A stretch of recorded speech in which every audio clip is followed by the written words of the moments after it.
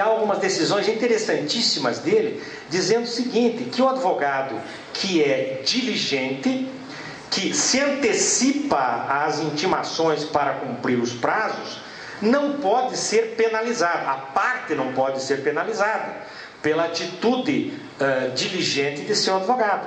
O que me parece muito razoável, muito razoável.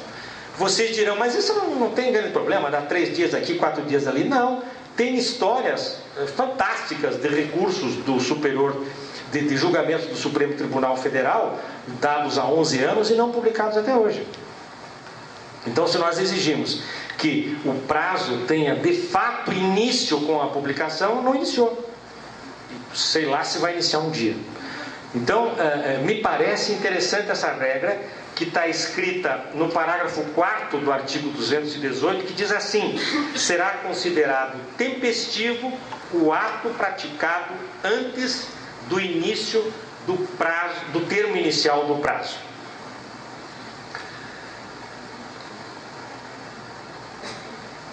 Uma outra regra que separei para trazer diz respeito aos atos processuais por meio de recursos tecnológicos, especialmente as oitivas de testemunha, etc.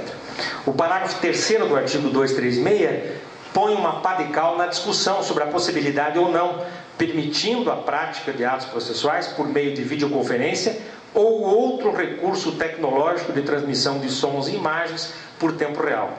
No Superior Tribunal de Justiça, alguns ministros, eu destaco a ministra Nancy Andrighi, ela faz audiências por Skype, usando a sistemática do Skype. O que me parece muito interessante para o advogado que está longe de Brasília, para aquele processo caro, a parte tem poucos recursos e o custo desse deslocamento, etc., sempre é alto, sempre é ponderável. Me parece de fato muito interessante essa alteração. Proposta, não é? Proposta de alteração. Algumas outras regras que me permiti trazer dizem respeito a... Deixa eu localizar aqui. 364. O artigo 364, parágrafo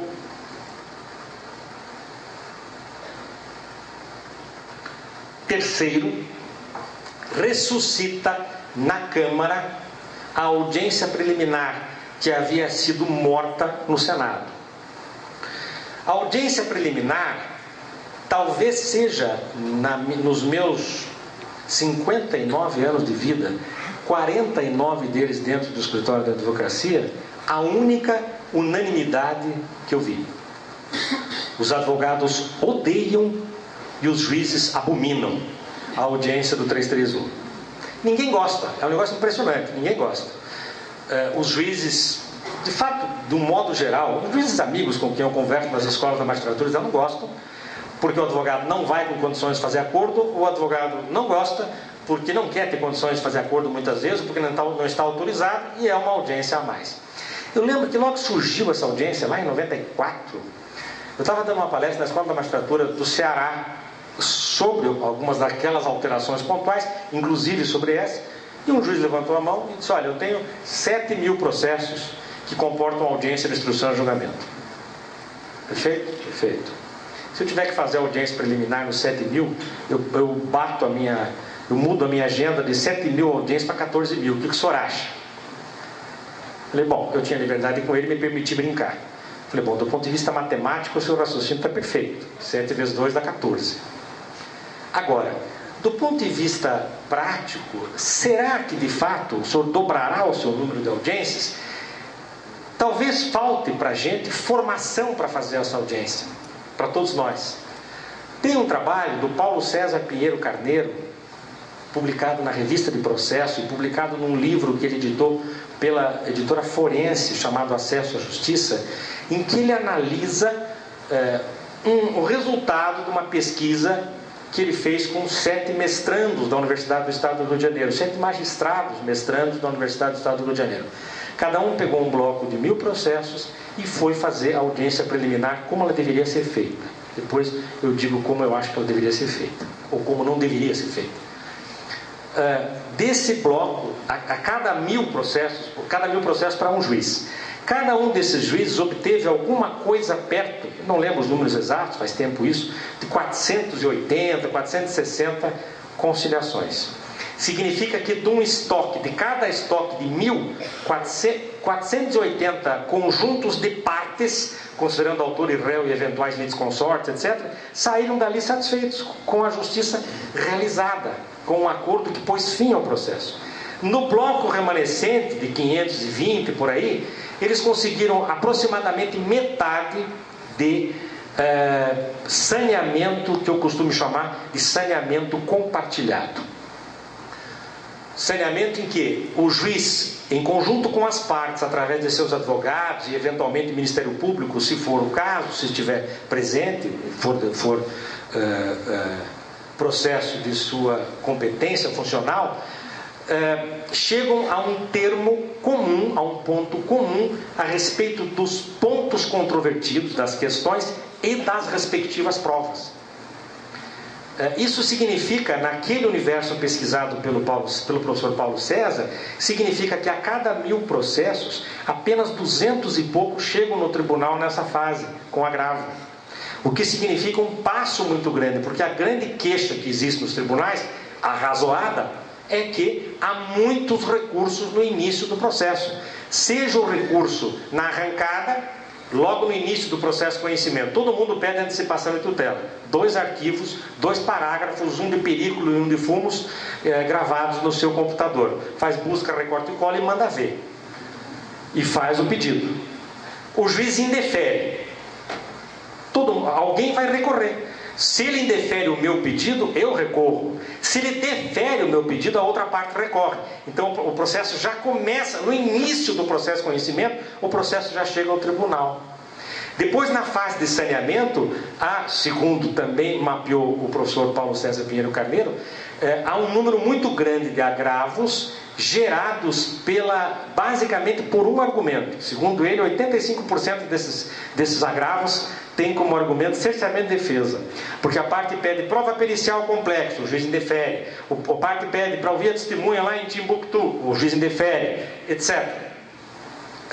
Então isso tudo gera uma sobrecarga muito grande nos tribunais. A audiência preliminar pode ser então um bom elemento para desafogar a pauta dos tribunais, o que beneficia a todos, não apenas aos tribunais. Mas o Senado, por pressão não sei de quem, porque de fato não é a única unanimidade que existe, ninguém gosta, acabou tirando a audiência preliminar do projeto. A Câmara devolveu à luz do princípio da cooperação, dizendo o seguinte: se a causa apresentar complexidade em matéria de fato ou de direito, deverá o juiz designar audiência para que o saneamento seja feito em cooperação com as partes. A ideia é, de fato, de melhorar o sistema. Uma outra alteração que me parece bastante interessante é a alteração dos mecanismos que envolvem a prova testemunhal. Houve hoje aquilo que se tem chamado jocosamente, por alguns, haverá a instituição, se aprovado o projeto como está, da chamada intimação privada. Como acontece em outros sistemas jurídicos. Não caberá mais ao judiciário o trabalho burocrático de intimação da testemunha arrolada pelas partes, mas ao próprio advogado da parte informar ou intimar as testemunhas que arrolou do dia e do horário da audiência designada. Só atuando o juízo, a intimação judicial, supletivamente, naquelas hipóteses em que o advogado não consiga se desincumbir da missão de comunicar às partes. Uma outra alteração, muito simples, é do artigo 466. A produção da prova testemunhal, hoje, o mecanismo de produção é arcaico, ele é muito antiquado. A gente sabe que há muitos juízes trabalhando com ideias contemporâneas de eficiência, de boa gestão da audiência, etc., alteram, mas alteram contra a lei. Como que se dá hoje a produção de prova testemunhal? Eu brinco isso com os meus alunos sempre. É um negócio meio bizarro. Os alunos que tiverem assistido uma audiência, de instrução e julgamento, certamente vão concordar comigo. Há uma série de perguntas feitas pelo juiz, e após esse momento, os advogados das partes e o Ministério Público têm direito de fazer as reperguntas. Então, o advogado olha para o juiz, não para quem está depondo, e diz: Excelência, eu gostaria de indagar da depoente se ele esteve no dia do fato, se ele presenciou o fato no dia 31 de agosto de 2011. O juiz olha para a testemunha e diz: a parte, através do seu advogado, indaga se o senhor esteve no local dos fatos no dia 31 de agosto de 2011. Ela tem duas alternativas, três. Uma entre três.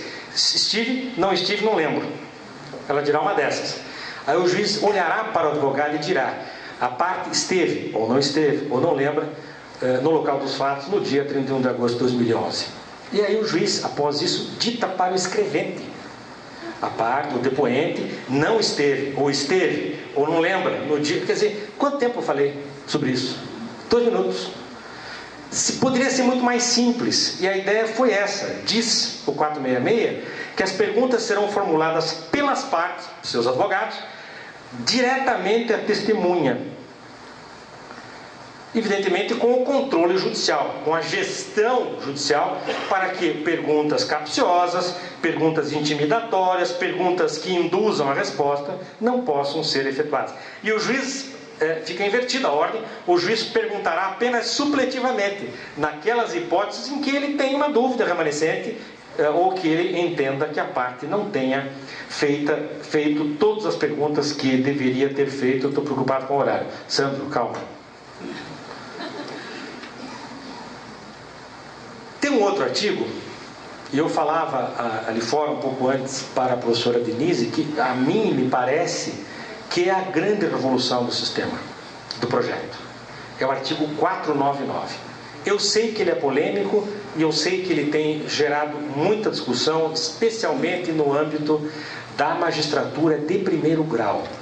Tenho acompanhado isso com a JUF, tenho acompanhado isso com os colegas, amigos da JUF e da Associação dos Magistrados Brasileiros. Evidentemente, ele trata dos elementos, dos requisitos e dos efeitos da sentença. Não tem como reinventar a roda em relação à sentença. A sentença tem 3 elementos essenciais: o relatório, os fundamentos e o dispositivo. É isso. O grande problema a gerar recorribilidade sem fim frequentemente está na fundamentação. O que é uma sentença fundamentada? Nós temos a regra constitucional do artigo 93 da ampla fundamentação das decisões judiciais. Mas nós trabalhamos com palavras, né? O nosso universo não é um universo laboratorial. O nosso universo é semântico. Então nós trabalhamos com palavras. Nós temos, olha, mas uma fundamentação suficiente, uma fundamentação... É mais ou menos como no tempo da ditadura se falava de democracia relativa. Era porrada. A tal da democracia era direito de não falar, eventualmente de não pensar. Mas nós qualificamos as coisas muitas vezes para distorcer o seu sentido. E esse dispositivo, eu sei que ele é muito polêmico, tem sido muito combatido, mas eu sou um eterno otimista. E eu procuro ver as vantagens do dispositivo, entendendo que, bem aplicado, ele tem a chance, a possibilidade, como eu já me referi, de outros, de reduzir a carga de recursos interpostos das decisões judiciais. Por quê? Porque ele disseca a fundamentação. Ele diz, ao dizer quando não se considera fundamentada, ele diz, a contrário do senso, quando se considera fundamentada. E diz o parágrafo primeiro, vou me permitir ler alguns desses itens que são interessantes, desses incisos que são interessantes. Não se considera fundamentada qualquer decisão judicial, vírgula, seja ela interlocutória, sentença ou acórdão, para não deixar margem à dúvida, que, primeiro, se limitar à indicação, reprodução ou paráfrase de ato normativo, sem explicar a sua relação com a causa e com a questão decidida. Por exemplo, defiro nos termos do artigo 273, sexto. Ponto. defere, tá, ótimo, para aquele que recebeu a decisão. Mas como faz o controle recursal? Onde está a ligação da formação da convicção judicial com a causa, com o pedido?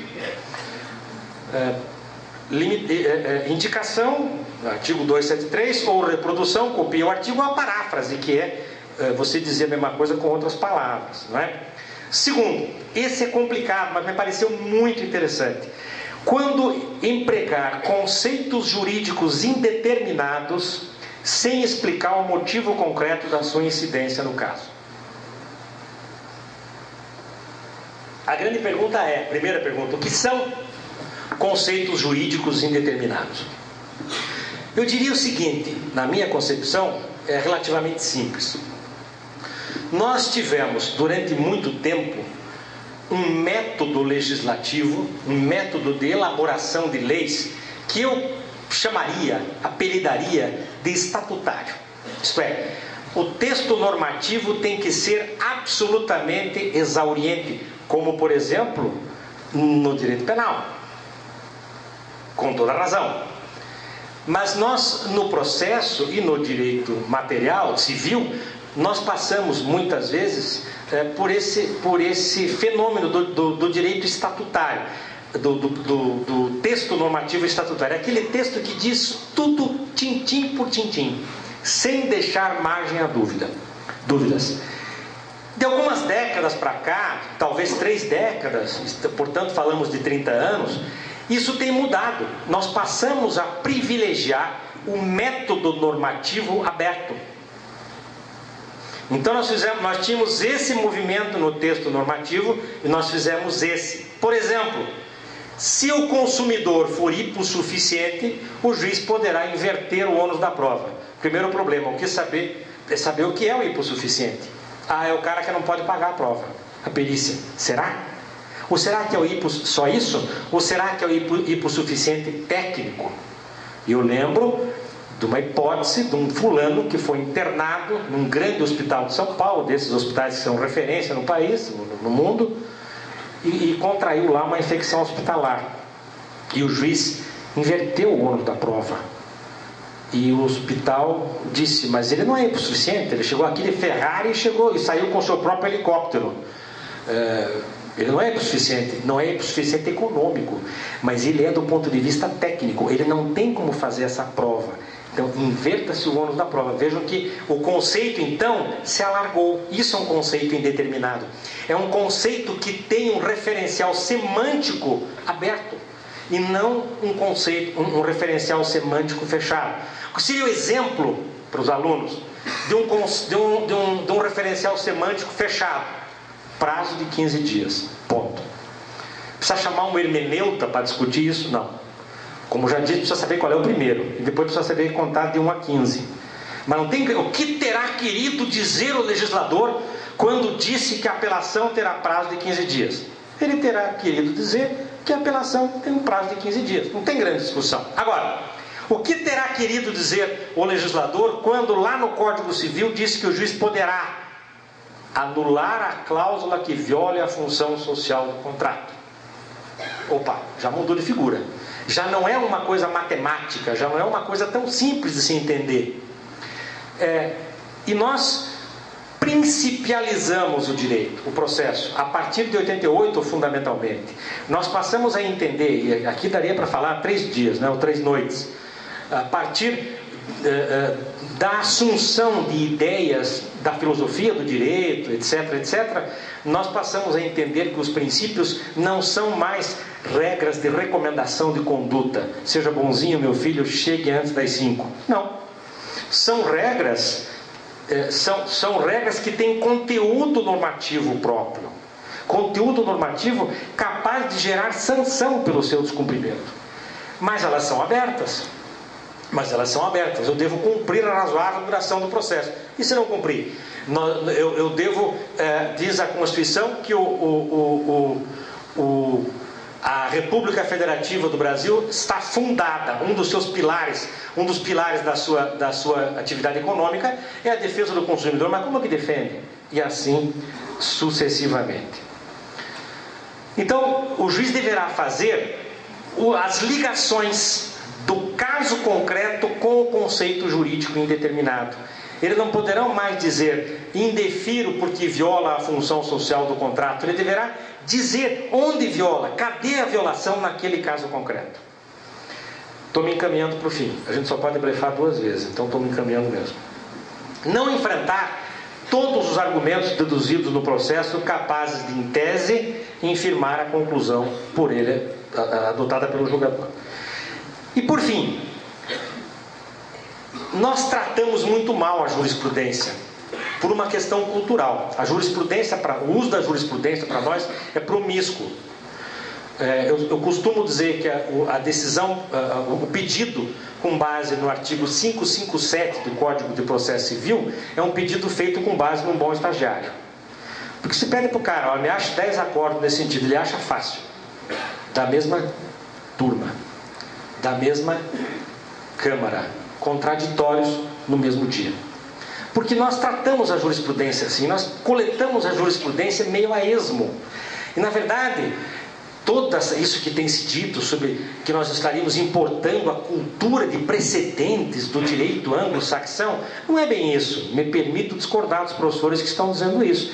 Na verdade, nós estamos apenas no projeto tratando de dignificar a decisão judicial como fonte de novas decisões, como inspiração para novas decisões. Não tem nada a ver com o precedente do direito inglês ou do direito americano. Não tem. O que se está dizendo aqui é que, ao invocar precedente, inciso 5º do 499, desse parágrafo, primeiro, ao invocar precedente ou súmula, o juiz deve identificar os seus fundamentos relevantes para demonstrar que o julgamento do caso se encaixa, se ajusta naqueles fundamentos. O que a decisão judicial tem? Ela tem vários componentes, mas ela tem basicamente 2. Ela tem o seu fundamento, aquilo que os ingleses, americanos chamam de core, o coração, é o seu miolo. Ela tem esse miolo e ela tem uma capa periférica que diz respeito apenas às partes litigantes. O miolo diz respeito ao direito. O miolo é o precedente, é a decisão paradigmática para outros casos. Hoje acontece muito, por isso que você acha decisões em todos os sentidos, no mesmo dia, na mesma hora, na mesma sessão, em julgamento por lista. Porque anexa-se uma lista de decisões sem que se faça uma análise aprofundada dos seus fundamentos relevantes. E diz o 6º, inciso 6º, que será considerada também não fundamentada a decisão judicial que deixar de seguir enunciado de súmula, jurisprudência ou precedente, invocado pela parte, sem demonstrar que aquele precedente se distingue do caso concreto. Que há uma distinção em relação ao caso concreto. Que ele não se aplica ao caso concreto ou sem demonstrar a superação do entendimento. O projeto é riquíssimo.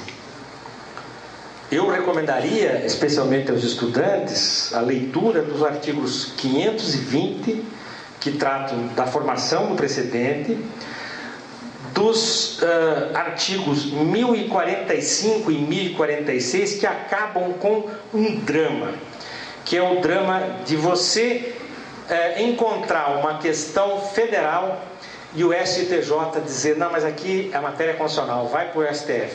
E o STF dizer, não é constitucional, é infraconstitucional. E o recurso morre. A regra do 1045 e do 1046 determina que, acontecendo isso, o Supremo Tribunal Federal dará a palavra final. Ele dirá, afinal de contas, se é matéria federal ou se é matéria constitucional. E ele, dando a palavra final, determinará, se entender que a matéria não é constitucional, determinará ao Superior Tribunal de Justiça que julgue o recurso à luz do direito infraconstitucional federal. Eu agradeço mais uma vez a gentileza do convite, Rogéria. De fato, foi muito gentil o convite. Agradeço a vocês pela paciência, pela atenção. Agradeço especialmente ao Sandro pela paciência. E me coloco, evidentemente, à disposição, tanto aqui como eventualmente por outros canais, redes sociais, etc., para discutir esses temas, porque ainda é hora de discuti-los e eventualmente formular sugestões naquilo que for cabível, possível ainda, quando da análise da reforma, das alterações do projeto na Câmara, que será feita pelo Senado da República. Muito obrigado.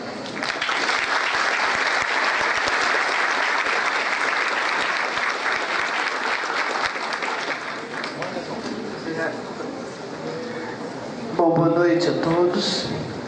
Eu vou até tomei a palavra antes do cerimonial para agradecer primeiro ao professor Vander, que vai sentar ao meu lado aqui. Parabéns pela, como sempre, brilhante lição. E gostaria de agradecer a doutora Rogéria, ao doutor Arthur, à subseção, a professora Renata, aos meus colegas aqui presentes, especialmente ao doutor Sandro, ao professor Vander, os dois professores queridos, amigos, pelas palavras elogiosas e pelo convite. Desde já eu vou informar o seguinte: eu vou passar a condução, a presidência da mesa ao professor Agenor Domingos Lovato Couto Júnior, porque nós vamos dar sequência imediata às palestras, para que depois ocorra o coffee break. É isso, professor Renata? Antes do coffee. Então nós vamos diretamente deixar o debate para depois das duas palestras, já que a mesa está composta. Eu só passo a presidência da mesa ao doutor Agenor. Só gostaria de registrar a imensa honra de estar compondo essa mesa ao lado de dois amigos e excelentes professores, especialmente porque o professor Vander, como ele mesmo relatou, nós somos colegas de mestrado aqui da UEL, e ele sempre prestigia Londrina e os eventos aqui que acontecem aqui. Então é uma grande honra, e esse momento é extremamente profícuo, especialmente aos advogados, porque no meu modo de pensar, discutir o Código de Processo, e eu tenho, e quem é meu aluno aqui sabe disso, eu tenho algumas críticas bastante contundentes a várias passagens do projeto, e vou deixar isso para depois, mas é preciso pensar e discutir, porque o projeto interessa não só aos estudantes, aos advogados, aos juízes, aos promotores e a todo cidadão brasileiro, que precisa do poder judiciário eficiente, precisa de um poder judiciário que resolva os seus problemas efetivamente e que não fique em discussão meramente acadêmica e teórica. Então é preciso refletir, é preciso parar para discutir e ver exatamente o que eventual mudança no Código vai afetar a vida de todos aqueles que atuam no direito e do jurisdicionado de um modo geral. Então é importante que se discuta, é importante que se reflita a respeito dessas mudanças que vêm sendo propostas, não só com essa característica acadêmica ou teórica, mas pensando no Estado de Direito, numa jurisdição e no país que todos nós queremos. Então, mais uma vez eu agradeço à OAB, à ESA, na pessoa da professora Rogéria. Muitíssimo obrigada pela referência elogiosa. Isso é mais da sua amizade e da sua bondade de alma, com certeza. E desde logo, eu agradecendo ao professor Vander pela brilhante palestra, passo a presidência da mesa ao professor Agenor. Obrigada.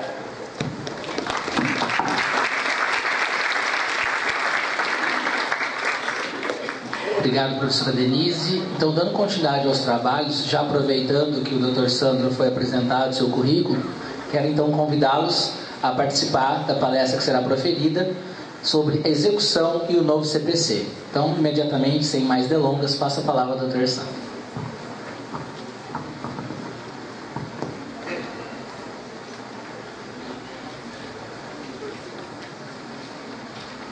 Apenas uma informação, retificando o que a professora Renata disse, né? Após a palestra nós teremos então as questões para os dois palestrantes.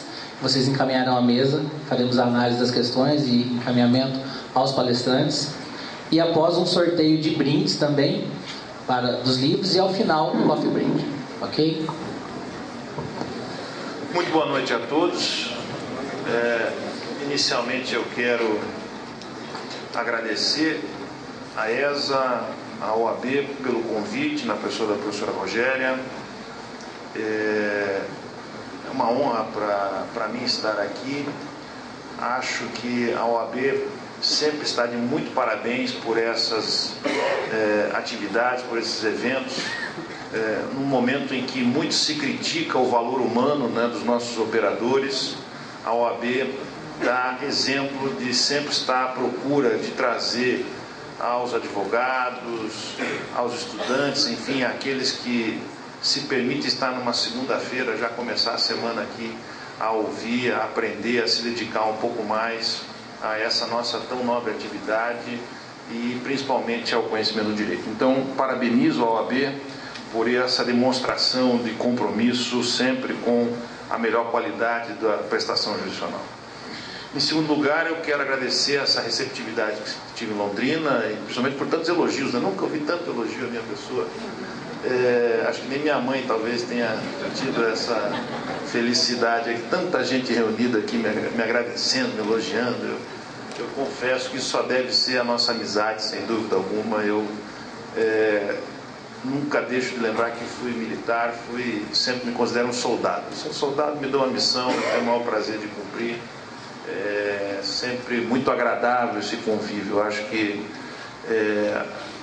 essa missão dos 45 autores do Paraná, estamos aqui com a doutora Letícia, com a doutora Denise, com o Wander, com a Rogéria, enfim, a alegria de ver que no Paraná nós temos um celeiro de processo civil. Eu acho que essa, para mim, foi a maior conquista desse trabalho. Nós não precisamos pedir para mais ninguém. Nós aqui dentro de casa temos gente muito boa, que sabe, estuda, está dedicada e, melhor, gosta de compartilhar com os outros. Nós não tivemos nenhuma recusa aos convites que fiz. Todos prontamente aceitaram, se dedicaram, e nós estamos aí com 4 meses, 5 meses da obra e mais de 115 mil downloads. Então isso para mim é o gratificante, é ver que o Paraná evoluiu no processo. Isso se deve muito, sem dúvida alguma, ao Wander e à Didi, quando vieram para Curitiba.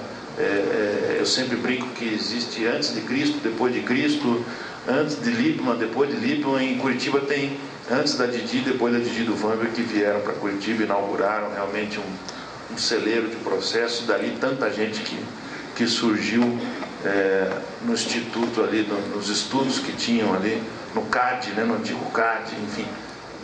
É uma honra para mim fazer parte daquele grupo. Falando então do projeto, vejam, essas discussões de críticas, essas questões todas, eu também vou colocar à parte, porque se houve a necessidade de se repensar isso, esse tempo já se ultrapassou. Hoje nós temos uma realidade, o projeto está aí e nós temos que, das duas uma, né? Ou você se une a ele e tenta tirar o melhor possível, ou você finge que ele não existe, e isso me parece realmente de outro mundo, né? Então, vamos pegar ele aí, vamos ver o que a gente pode colaborar. Eu acho que esse é o intuito de todos aqueles que participaram, mesmo com suas convicções pessoais distintas, mas todos tentaram contribuir da maneira que entenderam ser correta, a despeito de terem outras pessoas que entendam diferente, mas enfim, se dedicaram, está aí posto. Essa é a valia do processo. É claro que opiniões todos nós temos, né? É como falar de futebol da seleção brasileira hoje, que nós estamos nesse momento. Cada um tem a sua equipe, tem o seu titular, tem o seu reserva. Quer dizer, nem por isso a do Felipão está errada. Quer dizer, ele é o técnico, ele escolheu. Aqui também teve alguém que fez, elaborou. Esse é o pontapé inicial. Vamos ver no que vai dar. Nós não temos aqui, obviamente, nenhum intuito de dizer que isto é ruim ou aquilo é ruim, porque alguém lá de alguma forma pecou. De forma alguma, todos, não tenho dúvida, deram o seu melhor, se dedicaram e de alguma forma chegaram a este consenso, seja ele criticado ou não em alguma outra coisa. O fato é que talvez seja mais um aprendizado. Por quê? Nós tivemos uma comissão que teve um tempo muito exíguo para fazer um código. A comissão teve, salvo engano, 4 meses para entregar este boneco no Senado, para daí ser encaminhado para a Câmara dos Deputados. A Câmara dos Deputados é elogiado o esforço que teve de tentar, obviamente, comatar essa circunstância de ter em 4 meses um código, daí criou mais novas discussões, novos convites, novos embates de audiências públicas, enfim, porque realmente você dá uma missão de 4 meses para fazer um código. Eu que participei deste último projeto